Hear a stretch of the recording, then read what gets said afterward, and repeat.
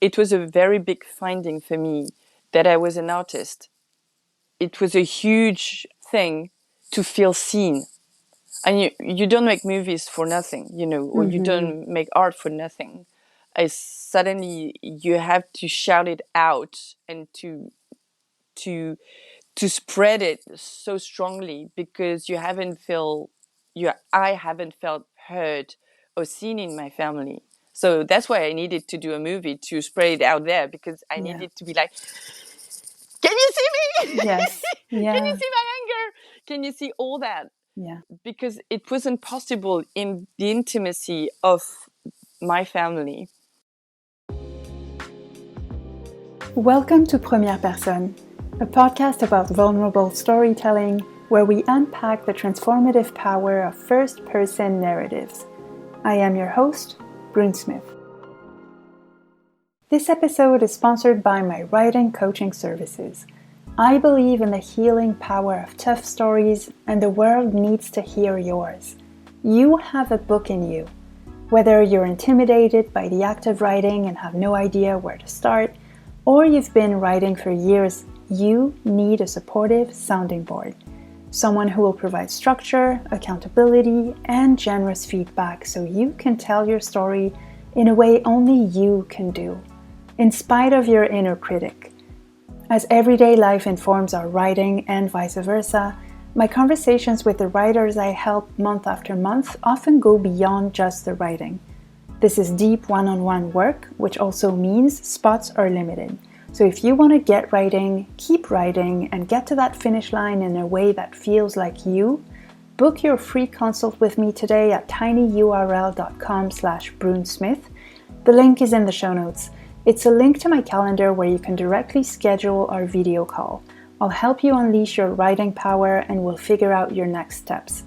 The world needs your words. Let's make your book a reality. Now, back to the episode.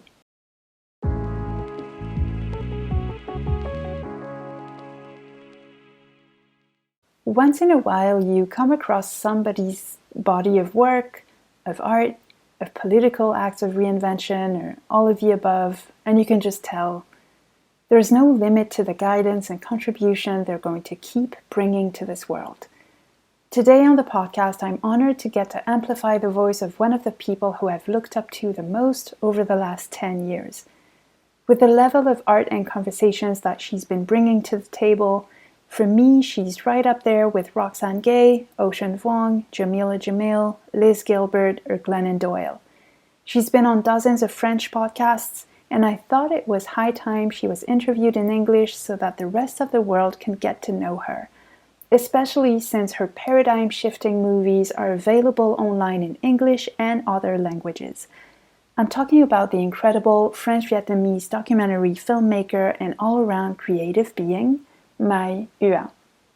So far, Mai has directed a documentary about her lineage of women called The Rivières, a second documentary about masculine vulnerability called Make Me a Man, and she just co-released a 3-part documentary series called After Anger that takes us inside a group therapy retreat. In this first part of our 2-part conversation, Mai and I talk about how what she thought she was documenting about her family became something completely different that totally changed her life, the people around her, and the broader cultural conversation around intergenerational trauma. We also talk about the creative process, her surprising relationship to her own imagination, and poetry. Here's the delightful Mai Ua.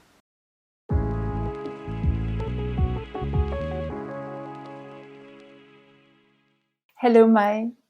Hello, Brune. Thank you so much for doing this interview in English with me. My pleasure. Thank you. I am so glad to be talking to you today because when I was in Canada for the last few years, I would sometimes have conversations with my friends about transgenerational trauma or masculinity and vulnerability. And so I would tell them, you know Mai Ua, right? and you know, you've seen her movies, right? And they would tell me no. And so I would tell them about you, but I think it's best if you tell them about you. So I would love to start with your first movie, Les Rivières. Could you tell our listeners what it is? So Les Rivières is a kind of, it was called an intimate archeology about my family. So it's a documentary. It's both a documentary and a tale about my female lineage. It's an exploration about what we pass on to each other, generation to generation, without even knowing it. And it starts with a conversation I have with one of my uncle, who kind of reveals me that I belong to a cursed line of women, that I'm cursed, which of course was a bit traumatic. But at the same time, he gave me the courage to move on because I have a daughter and I didn't want to pass it on to her. And at that time, I didn't love myself enough to do it for myself, but I loved her enough to do it for her. And so I do a lot of things. So meditation and therapy and yoga and plenty of things. And 4 years after this revelation, my uncle dies. And my grandmother, who is living with him, who is already suffering from Alzheimer, decompensate. And we decide to go to Vietnam to bring her back to France. And so all these events, so me thinking that I'm cursed and trying to find out why, what, when, etc. My grandmother being back amongst us in the family makes this movie possible because at that time I have a blog. And the blog is about intimacy, it's about transmission, it's about beauty. And I tend to film all the time. So my mom is like, okay, you film all your life, so you have to document this. And what she didn't know and what I didn't know then is that this dying, very old lady who can't walk anymore, who can't speak anymore, who can't eat anymore, will come back in France amongst her beloved ones, and suddenly life life comes back in a very miraculous way. And so what I'm filming is not someone dying, but someone saying yes to life, you know. And in 2 months, I find her dancing until 2 a.m. in the morning in French Vietnamese nightclubs and very crazy situations. And it just happened that I filmed this all, and so it became Les Rivières. Mm. So you mentioned that your grandmother came back to France. So can you Yeah. take us back to when she had been in France before, and then your whole family? Where did you Hmm. grow up, and so on? Hmm. On my mother's side, my family arrived in the early 70s in Paris. So my mom was just about to begin her studies, and she studied medicine in Paris. My grandfather was a diplomat, so they had a kind of rich life, you know, with a big house and people to help for the housekeeping and the food and driving and all that kind of lifestyle. And suddenly they arrive in Paris in a tiny apartment with almost 6 brothers and sisters, plus the different wives and husbands, and my grandparents, and my grandmother began to be a waitress, and then look after children in kindergarten. And I realized very lately that it was a what we call in French a social déclassement. So she changed class from this very bourgeois life to being a waitress. Mm. But in me growing up, and the tales about it wasn't that. It was suddenly she could earn her own money and she could access freedom and a kind of emancipation.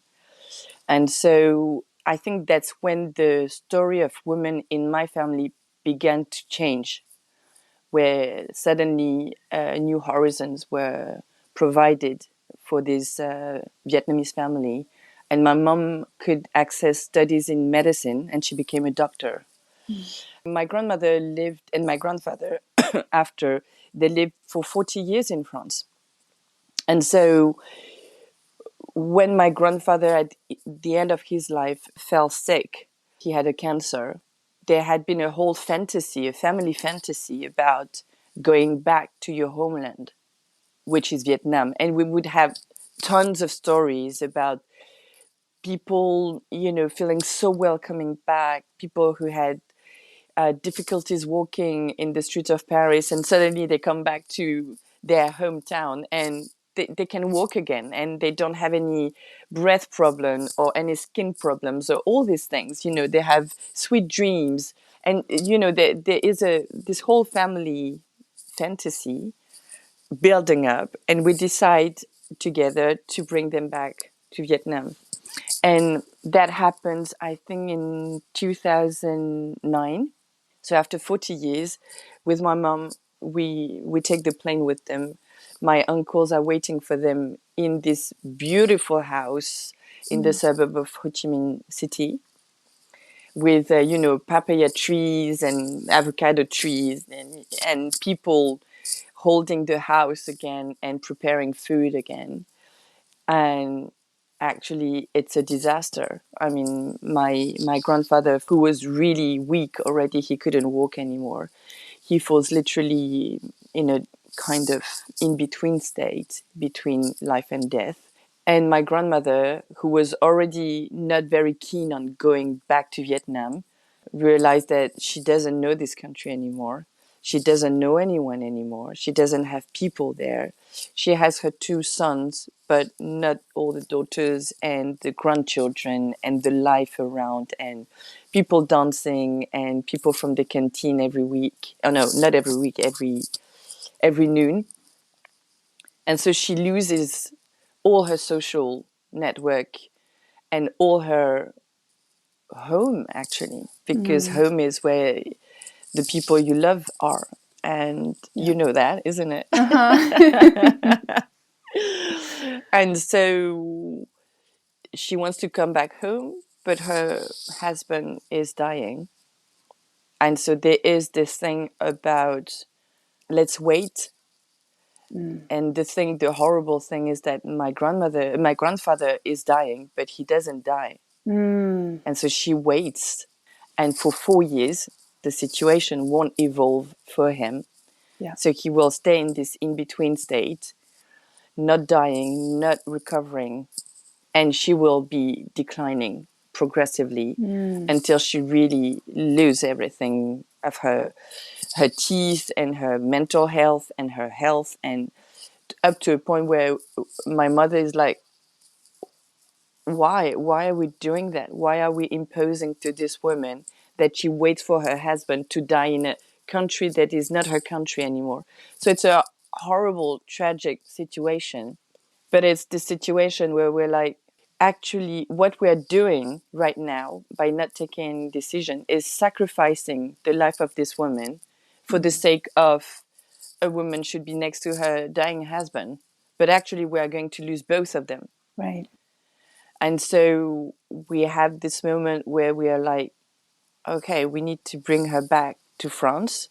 My mom is a doctor. She will look after her. I really believe we're just going to bring her back to be around her when she will be dying. And so we separate them, which is horrible, Yeah. all this totally Yeah. horrible situation where, life brings you to such amount of pain, but where there is a resolution.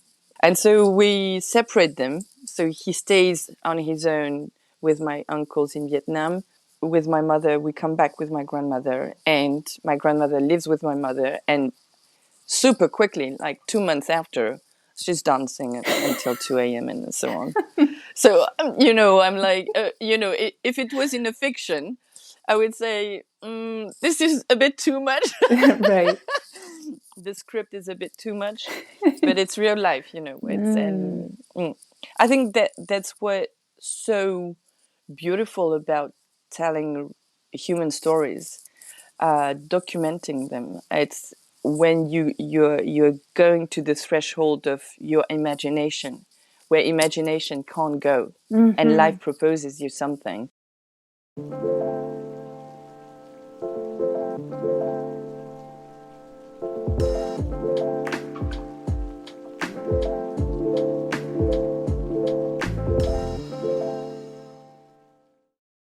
I think that for me, growing as a Vietnamese immigrated woman living in quite a violent family, there was something about my imagination that was totally blocked, and still is actually, where I can't imagine things. I can't imagine situation, or which sounds very counterintuitive because I'm a filmmaker, I'm an artist, but I'm not driven by my imagination.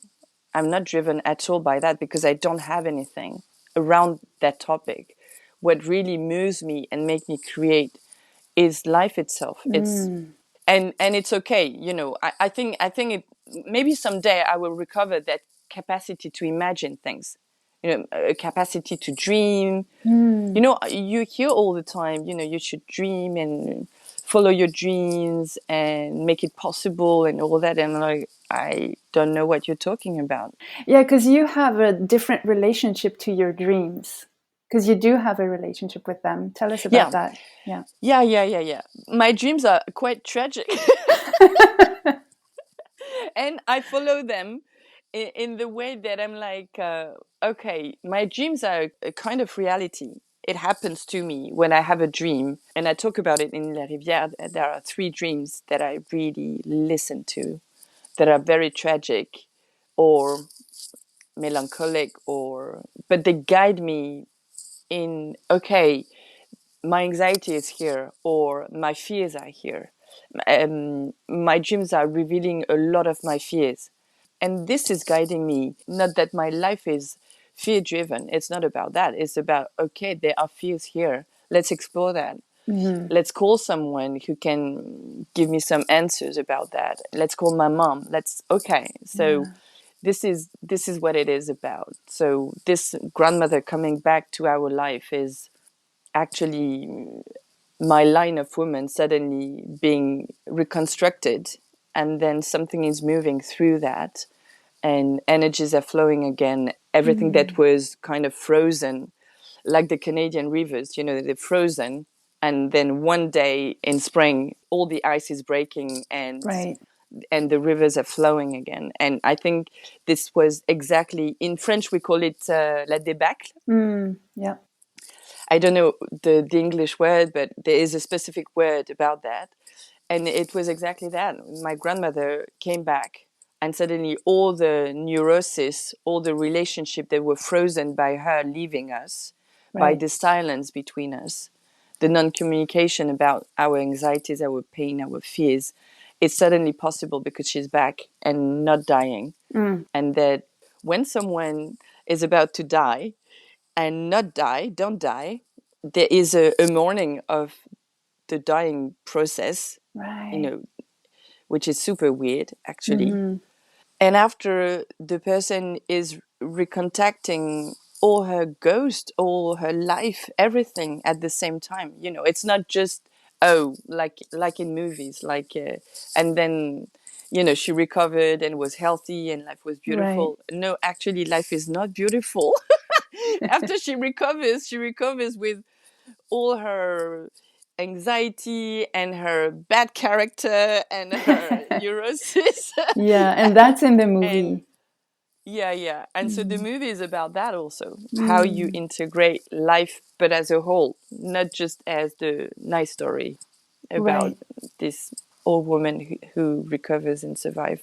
Yes. And so you talked about documenting. Your mother suggested that you documented this thing, but it's one thing to document it, and it's another one to put it out there and choose to share it with the world. And it's such a big thing, especially because you're showing not just yourself, but also members of your family. So how did that happen, and where was that hinge between the personal and then the public? So that was a difficult one. The first step was to understand that the process of the filmmaking was actually the making of us. That was a big thing for us to understand that these images that were filmed during 3 years was actually revealing part of ourselves that were invisible to us because of plenty of things, because of what we were saying about our anxiety, our fears, our impossibility to communicate with each other, the silence that is the norm in my family, but I found out after the norm of any family. Yeah. You don't talk. Mostly about pain. You don't talk about pain. And so suddenly it was revealed through the images. And so we were transgressing the law of the family by making this movie. And that was huge. So I had a lot of resistance from my family, from my mom, who was so happy and eager to be filmed, and suddenly watching, progressively the different edits. Each edit was revealing something new about us, about our dysfunctional system, about everything, about our truth, actually, about the invisible truth and the curse of this silence between us. So there was this first step. And I think that my mom was really caught between her loyalty towards her daughter, me, who she really wanted me to blossom with this process. But at the same time, she was very fearful about her family and what her parents would think about it, mostly her dad. And because my grandmother was very happy about the movie. So she was caught into between these two system of loyalties, which is very representative of any parent, actually. Where is your biggest loyalty, towards the new generation or towards the eldest? And in a lot of Asian cultures, the cult of the ancestors and the respect you owe to your eldest is really the cement of all the culture. So it's a very big thing to understand where is your blind loyalty, your true loyalty, just the respect. It's so many layers to that. Where is actually the fear of disobeying, and then where is your submission?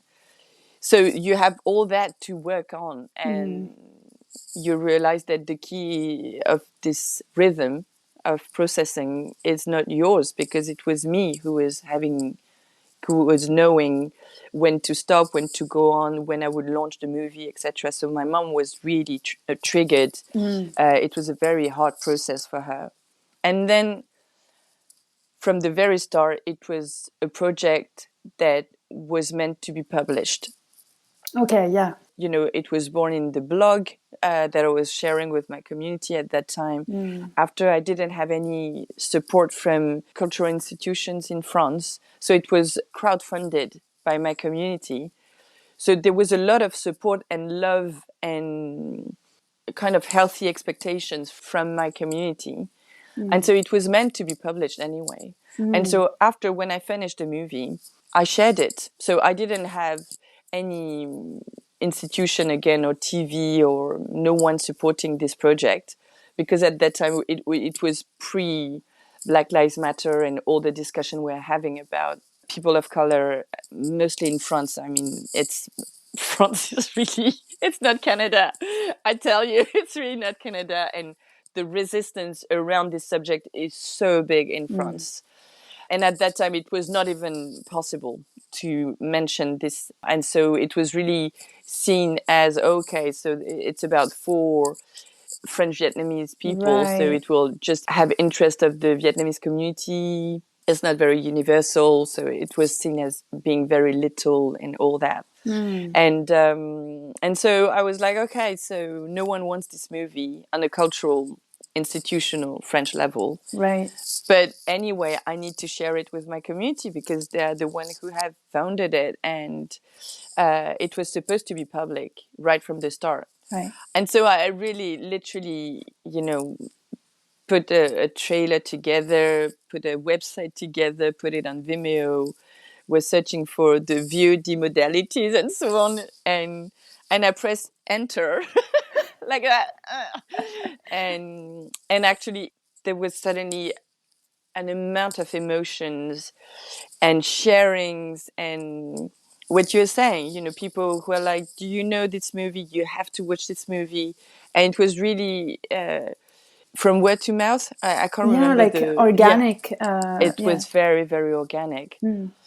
And then 3 years later, people still share it. People still talk about it. And I received, it was very moving because now I think it's been seen in 82 different countries. Oh my goodness. It's amazing. And I received messages from Japan, from the center of France, Right. from rural places, from Algeria, from Haiti. And I received messages from women saying, you know what? I was told I was cursed too. And I think that without knowing it, because I was so much into my intimate issues, about my family, about resolving something about that, Yeah. that I didn't know that I would be carrying topics that are so universal about women and about women feeling cursed, about women feeling belittled, about women who have this kind of education. Because of course, if you want a woman to stay little and really be cut from her power, you just tell her she's cursed. It's as easy as that.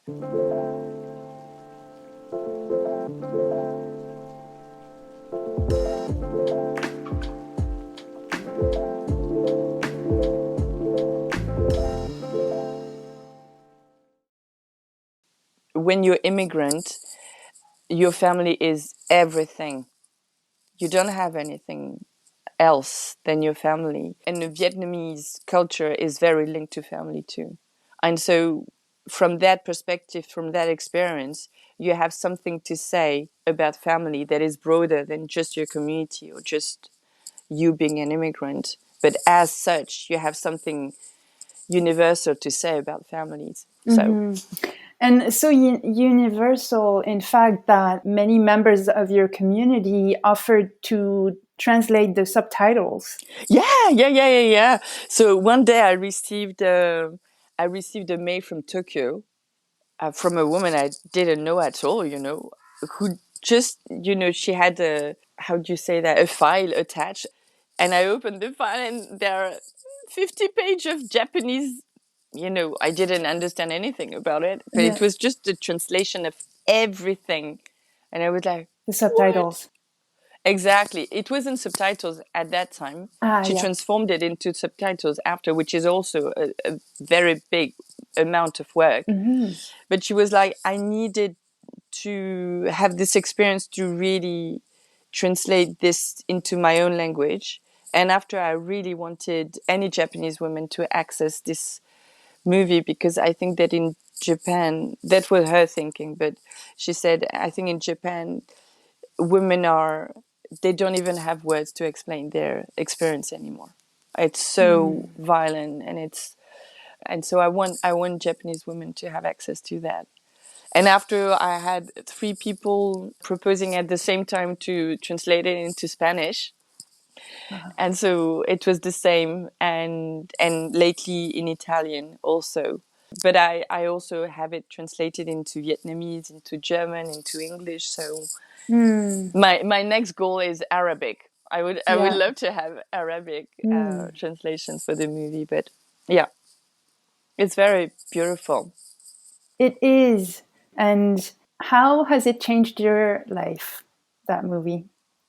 Oh, everything Yeah. is transformed, because I think it transformed my whole relationship to my mother. And I think, for me, my relationship to my mother was the matrix to all relationships. And so from then on, all my relationship with anyone, including myself, has been totally transformed.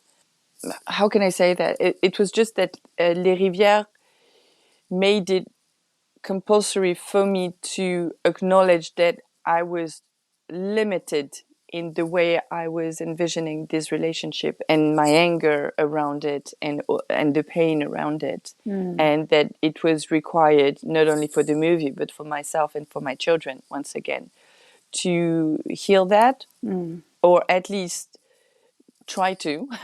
Right. It's never over, but that changed. And after, I think that it's a bit moving to say that, because you have a way to relate to yourself that is totally different from the way people relate to yourself.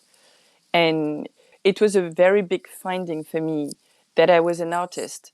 It was a huge thing to feel seen. And you don't make movies for nothing, or you don't make art for nothing. Suddenly you have to shout it out and to spread it so strongly, because I haven't felt heard or seen in my family. So that's why I needed to do a movie to spread it out there, because I needed to be like, can you see me? Yes. Yeah. Can you see my anger? Can you see all that? Yeah. Because it wasn't possible in the intimacy of my family. Yeah. And so it was very moving for me to be, and people are like, my, of course you're an artist, when are you going to understand that? I mean, it's so basic for us. It's just the bottom line of who you are. What you do and who you are is the same thing. So don't make it bigger than what it is. It's just the truth. And for me, it was a big thing to take that territory Yes. within myself. Yes. It to be seen as such. Yeah. So that was very transformative. Yeah. And I'm assuming this, taking this territory allowed you then to take on more projects. Exactly. And so you are also in the process of writing a book. Yes. That's such a different medium. Can you tell us about your relationship to the process of writing? So what is the same is that I'm very slow. I'm so slow. So I've been writing for 3 years. And I think that I kind of adopted the same way of doing my movies, of making my movie, which is I generate a lot of rush, a lot of material. And after, I have a whole time where I need to edit and cut down and understand what all this material is saying as a living organism. So I really see it this way. So now and then when you understand why all this process is for, what is your internal quest, which is never visible at the beginning for me. I mean, then you rewrite everything according to the quest. So that's where I am now. So I'm supposed to deliver something to my publisher in April. I'm laughing so much because I'm not ready at all, but it's very, yeah. And what is different from making a movie is that when you make a movie, so you have, I mean, I have my camera and and in the edit, in the filming and in the editing, I constantly make the choice of what is within and what will be out. Right. And so there is a subjective, constant, decision making process that is very subjective. But then, if I choose an image, all that is in the image, in this rectangle, is objective. Right. So the sounds, the way people are dressed, the way they behave, the way one is sat and the other is just next to him standing up. So the energies, the dynamics, all that is objective. And so for Les Rivières, it was really disturbing that the stories I was making was absolutely not validated by the images I was having. And I remember my editor, he was like, I don't understand your thing about being cursed. I mean, the images I see are beautiful with really funny ladies. You don't have any problem for money. You eat well, you dance, And when you have a problem, you talk about it. I mean, Right. I don't see where's the curse, really. You're beautiful. And I was like, Mm. do you mean that everything I believed in is Yes. wrong? And Mm. he was like, I don't know if it's wrong, but it's not true. Mm. And so my images were enabling me to navigate my belief system, notably believing that I was cursed, and see the difference with what was reality. In writing, you're totally subjective, so you don't have this, reality check. Yeah. But what you have is being totally subjective, and so going as far as you want in your, I don't know how to say that, in your fucked upness, in your funniness, in your, things that can go a bit on the edge. Mm. And that's really interesting also. I think it's very, very, it's another way to express yourself. Totally subjective. So it's literally a white page and, black signs on it. And so I still don't have any imagination, but I can navigate differently from a movie where you're held by reality, a form of reality. Let's say that. Yeah. Mm. Okay. I'll ask you one last question Yeah. to take us in another realm. You say you don't have imagination, but you have a very poetic eye. What? Yes. How do you relate Thank to you. poetry? What place does poetry hold in your life and your way of Mm. doing things? Hmm. Yeah. It's. Thank you for saying that. I was reading Joy Arjo, Mm. and she said something like, "At that moment, the spirit of poetry took over." I can't remember what was the event at that moment, but you know, I really believe in spirits to some point. In a it's not a religious point of view. It's just I really feel that I sometimes see things that really moves me. I remember before doing this beauty blog, I was working in cosmetics, and I became, which is so funny to say, but that's the truth. I became an expert in colors. So I Yeah. was a color designer, and I remember my first class in color, because even colors you can teach them. Mm. At the end of the first day, I came out in the street looking for my metro station, and I came out and there was no metro station anymore. There was no walls, there was no street, no sky.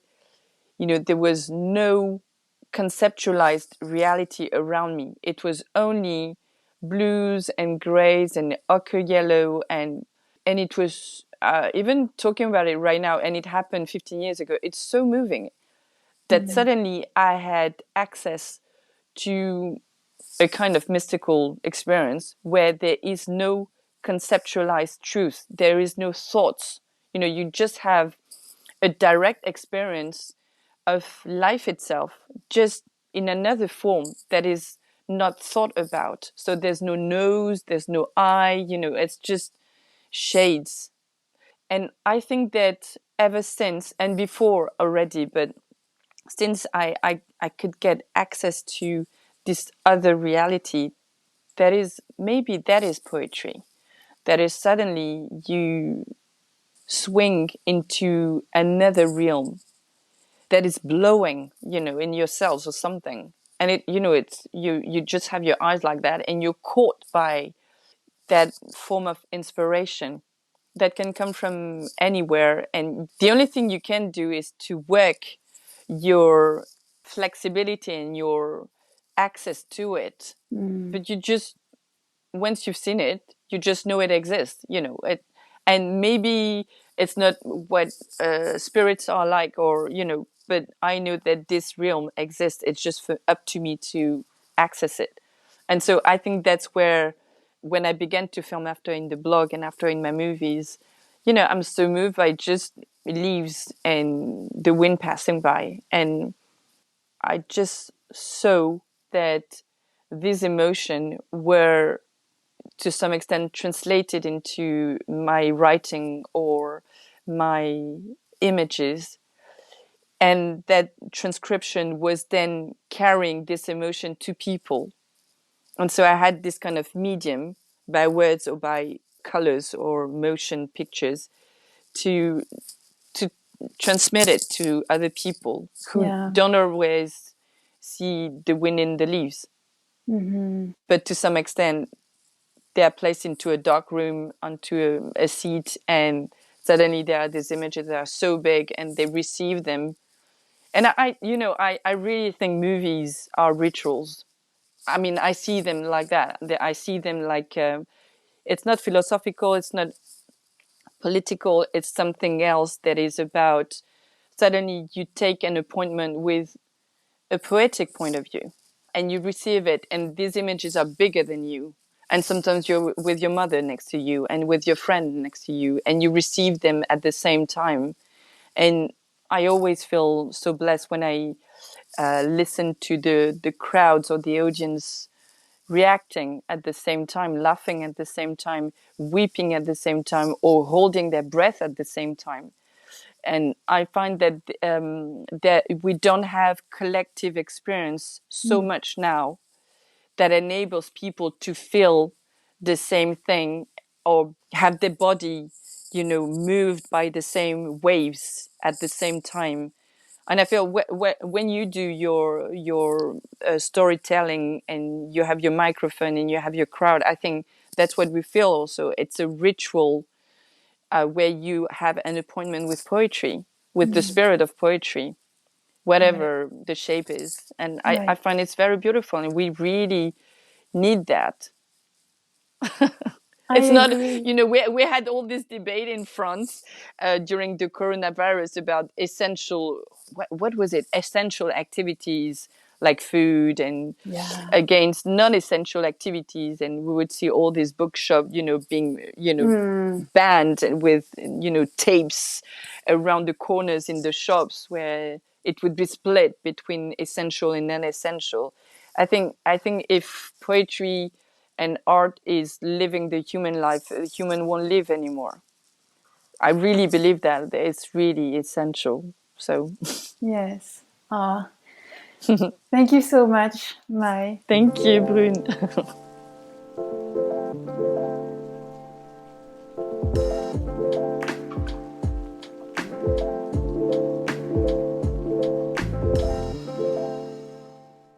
I hope you enjoyed this episode. Stay tuned for the second part of our two-part conversation where we'll dive into Mai's second movie that she made with her now husband, Jerry Hyde, about masculine vulnerability. That movie's called Make Me a Man. And we'll also talk about their latest three-part documentary series called After Anger. In the meantime, please go watch The Rivières. I'll put the link in the show notes. It truly is a special movie, and actually invite friends over, or your mom or your family. It can be a transformative communal experience to watch it together. Thank you so much for being here. Go follow Mai at Mai_UA on Instagram. That's at MAI_HUA on Instagram. The link is also in the show notes. If this podcast means something to you, it would mean so much to me if you'd be willing to take 30 seconds to do each or all of these three things. First, can you please follow or subscribe to Première Personne? Following the pod helps you because you'll never miss an episode, and it helps me because you'll never miss an episode. To do this, just go to the Première Personne show page on Apple Podcasts, Spotify, or wherever you listen to podcasts, and then just hit the plus sign in the upper right-hand corner. This is the most important thing for the pod. While you're there, if you'd be willing to give me a 5-star rating and review and share an episode you loved with a friend, I would be so grateful. I appreciate you very much. Première Personne is produced by me, Brune Smith, And you can email me through the contact form at experiencenarrative.com. That's experiencenarrative.com, and the link is always in the show notes. Thanks for being here. I hope you have a wonderful rest of your day, and I'll talk to you soon.